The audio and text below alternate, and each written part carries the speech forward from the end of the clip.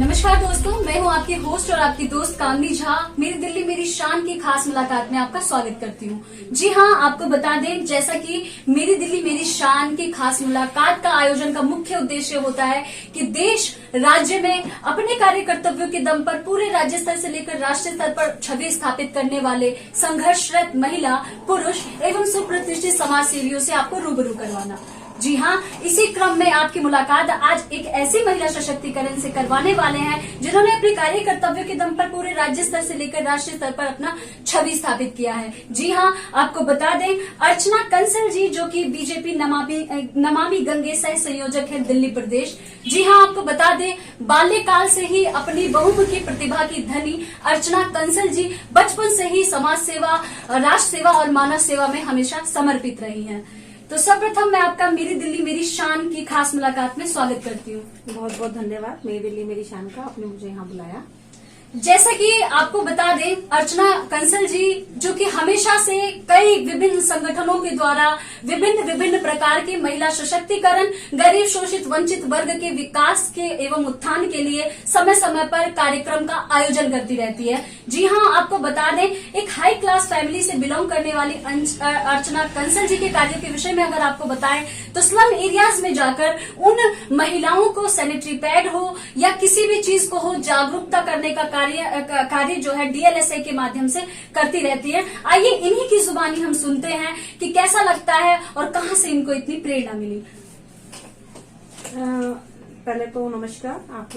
आपको और आपकी पूरी टीम को। और मैं यही कहना चाहूंगी कि समाज में कुछ भी करना मुश्किल या नामुमकिन नहीं होता है। जब हम सोच लेते हैं तो हर काम हमारे लिए मुमकिन हो जाता है। बस जरूरत होती है एक सोच की। तो इसी को लेकर के मैं चली कि मुझे महिलाओं के लिए काम करना है, क्योंकि जैसे कि पहले के समय में हम देखते थे कि महिलाओं को बहुत दबाया जाता था या ये होता था कि नहीं, हर काम को महिला नहीं कर सकती है। लेकिन आज समय अलग है। आज ऐसा है कि आज महिलाएं हर क्षेत्र में आगे हैं, चाहे वो आप राजनीतिक क्षेत्र देखिए, चाहे आप व्यापारिक क्षेत्र देखिए, चाहे आप सामाजिक क्षेत्र देखिए, या कहीं भी कोई सा भी क्षेत्र हो, हर क्षेत्र में महिलाएं जो अपना एक मुकाम हासिल किए हुए हैं और एक नाम है महिलाओं का। तो मेरा जो काम रहता है वो जो अभी हमारे साथ ऐसी कुछ महिलाएं भी हैं जो कि अभी इन सब चीजों से वंचित हैं या अपने आप को कहीं नहीं आगे ला पा रही हैं, तो महिलाओं में जागरूकता के लिए, बेटियों के लिए जागरूकता के लिए मेरा काम रहता है। जहां पर बच्चों को अभी भी शिक्षित नहीं कराया जा रहा है या बेटियों को शिक्षा के लिए नहीं भेजा जाता है, वहां पर जाकर के हम लोग काम करते हैं। जैसा कि मोदी जी, हमारे देश के प्रधानमंत्री जी, एक नारा लाए बेटी बचाओ बेटी पढ़ाओ का, तो उसके अंतर्गत भी हम लोग बहुत काम करते हैं। उसमें भी हम लोग कोशिश करते हैं कि बेटियां हमारे देश की जो है शिक्षित बने, आगे बढ़े और आत्मनिर्भर बने।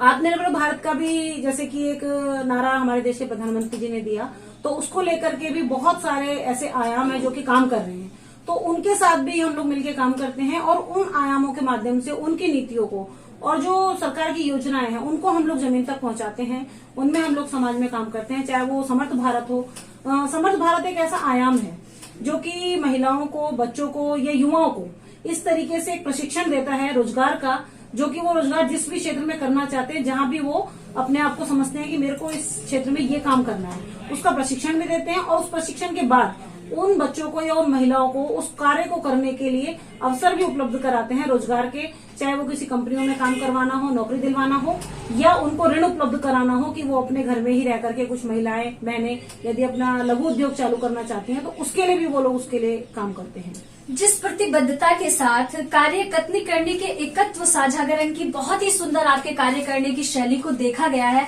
ये अत्यंत सराहनीय है। जैसा कि मैं आपके सोशल मीडिया पर आप बहुत ज्यादा एक्टिव रहती हैं और सोशल मीडिया के माध्यम से जो है हम सभी लोगों को जो है समय समय पर आपकी सूचनाएं प्राप्त होती रहती है। तो बाल्यकाल से ही आपका काल देखा गया, उसके बाद आपका विवाह हुआ। तो आप जब बाल्यकाल में थी और उसके बाद विवाह के उपरांत का जो जीवन रहा, उसमें कहीं ना कहीं आपको सामंजस्य बिठाने की आवश्यकता पड़ी या घर परिवार आपको कोऑपरेटिव मिले? हाँ, नहीं, इसके लिए तो मैं भगवान का धन्यवाद करती हूँ, ईश्वर का धन्यवाद करती हूँ कि मुझे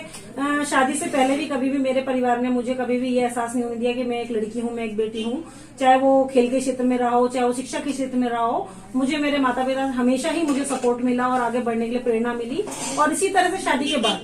शादी के बाद भी जैसे होता है कि लड़कियों का जीवन एक कहीं आकर के एंड हो जाता है कि ठीक है अब घर गृहस्थी में आप आ गए हो, शादी हो गई है तो आप ससुराल देखो, बच्चे देखो, लेकिन ऐसा नहीं है। पहले ही दिन से, मेरी शादी के पहले ही दिन से मेरे पति जो कि मनोज कंसल जी हैं, उन्होंने मुझे हमेशा सपोर्ट किया और समाज के काम के लिए और महिलाओं को जागरूक करने के लिए उन्होंने शुरू से ही मुझे हमेशा मेरा साथ दिया और मुझे प्रेरणा दी, और उनकी प्रेरणा से ही आज मैं यहाँ तक पहुंची हूँ और इस काम को कर पा रही हूँ। और मैं आपको बताना चाहूंगी कि महिला जागरूकता के लिए मेन जो मेरा काम रहता है वो रहता है हमारे तो एरिया में से कड़कड़ुमा कोर्ट लगता है, उसके अलावा पूरे ही भारत में DLSC जिला विधिक सेवाएं प्राधिकरण का जो है एक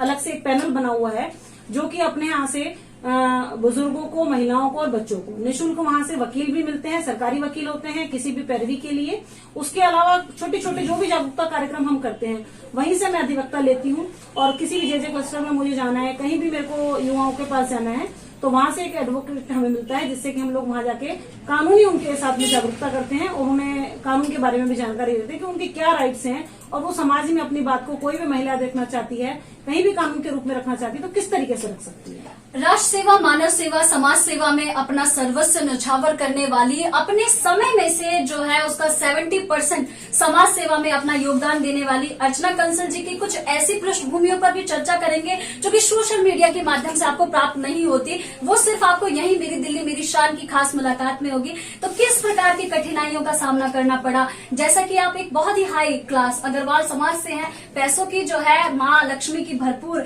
अनुकंपा होती है वैश्य समाज के पास में, ऐसे में गरीबों के बीच में जाना, स्लम एरियाज में जाना, किन किन प्रकार की कठिनाइयों का आपका सामना करना? नहीं, इसमें कठिनाई कोई नहीं होती है। मैंने आपको पहले भी कहा कि अपनी सोच होनी चाहिए, क्योंकि पैसा तो ठीक है, ये तो ईश्वर की कृपा है, किसी को ज्यादा दिया है, किसी को कम दिया है, लेकिन सबसे पहले हम लोग एक आम इंसान है, हम व्यक्ति हैं, और हमारे अंदर मानवता होनी चाहिए। जिसके अंदर मानवता होगी वो हर व्यक्ति जाकर के जमीन पर काम कर सकता है, और जो थोड़ा नीचे तबके के लोग हैं वो भी हमारी तरह इंसान है और उनको भी हक है। जैसा कि एक अंत्योदय की नीति भारतीय जनता पार्टी से अगर मैं हूं तो वहां पे जैसे है कि पंक्ति में खड़े अंतिम व्यक्ति तक उन योजनाओं को, उन विकास कार्यों को, उन मूलभूत जरूरतों को पहुंचाना एक लक्ष्य रहता है पार्टी का। तो उसी लक्ष्य को लेकर के हम लोग काम करते हैं कि जो जमीन से जुड़े लोग हैं, जो ऐसे पिछड़ा वर्ग है जो कि आज तक उन सुख सुविधाओं तक नहीं पहुंच पा रहा है, तो उनको उसके लिए घर घर जाकर के जागरूक करना। तो उसमें मुझे मेरे समाज का भी कहीं ना कहीं पूरा समर्थन मिलता है, पूरा मेरे को सपोर्ट मिलता है, चाहे वो अग्रवाल समाज में चाहे कोई भी संस्थाएं हों,